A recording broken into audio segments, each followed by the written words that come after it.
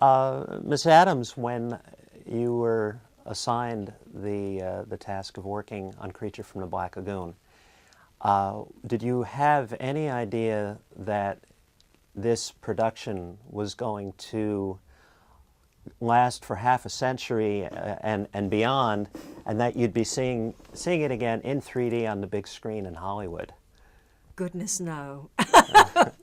None of us thought anything seriously, about the movie. It was kind of a lark. It was such fun to make, really, because it was such a harmonious group.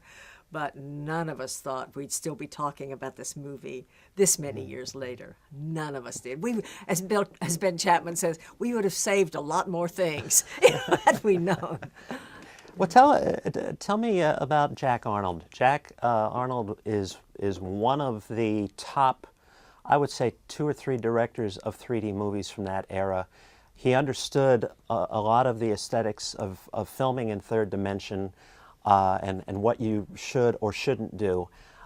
He did It Came from Outer Space and The Glass Web and Revenge of the Creature.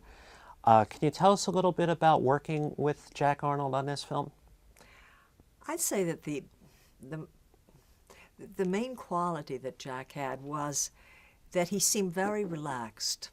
If he was thinking about all these technical matters that you talked about, we never really heard about it. And he had this kind of easygoing manner that made it all seem simple.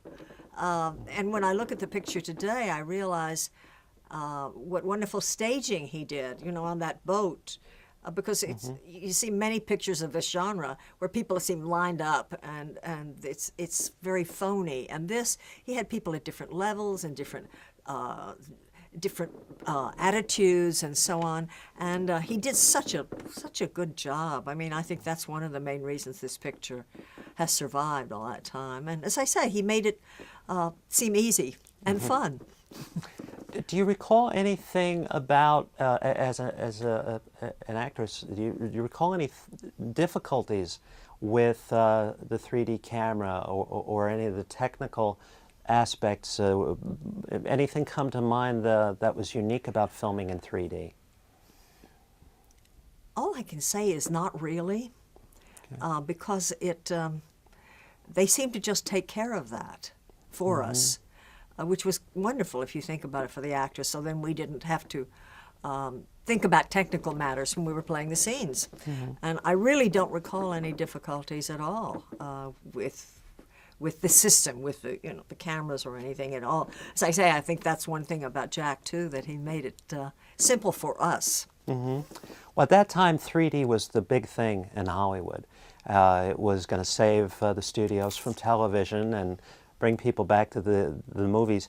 Do you recall any sense of, kind of like an excitement almost among the production that you were working on something unique and almost revolutionary in film, a horror movie in the classic Universal tradition, but this time in the miracle third dimension? Yes, there was a sense of excitement about that, about a new thing, a new way, something exciting happening in the movies, and especially with our kind of picture, because since it's a suspense picture and we have a monster and so on, so that this 3D element will make it so much more exciting and perhaps frightening for the audience. So we did. We thought this was, we were very cutting edge, shall we say. Yes. Absolutely. What was your reaction when you first saw the costume? You mean Ben's? Ben Chapman's. You mean the monster? Yeah. I was really taken aback. There's a shot of me that's kind of a candid shot that was taken where I really am going, and Ben likes to tell the story that I say, Ben, are you in there? And he did this sort of growl. He went,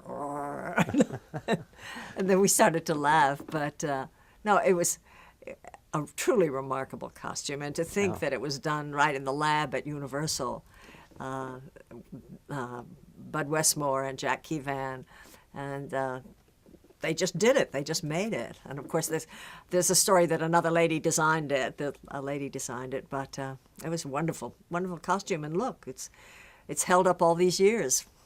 That it has. It's was quite horrific for its time, and still gets a response from the audience. Yes, the image has remained. The image has remained. And yes, I was talking to Oliver Stone once, and he said, well, when I first saw that movie, it scared me to death. And I said, well, it was supposed to. Well, not only that, the creature had that great aspect of, as a lot of the classic movie monsters, of being somewhat sympathetic.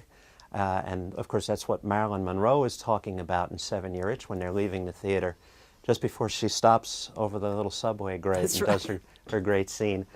But it sounds like, from what you're describing, it was a fun production. Do you recall maybe one incident that happened on the set that might be a funny anecdote about the making of the film? Well, I would just like to say one more thing, what you were saying about the creature being sympathetic. I think that's one of the secrets to its longevity, is that there is a poignancy to the creature, that we really invaded his territory. And he's just doing what creatures do, whatever that is. But yes, there was one day we had a wonderful old vaudevillian who did the clapboard, just Yes. before each take. And Whit Bissell, I think, had this encounter with the creature where his face was all bloodied and so on. And so the guy went up and just before he did the clapper, he said, "How you fix for blades?" Well, we all fell apart for a while and then came back.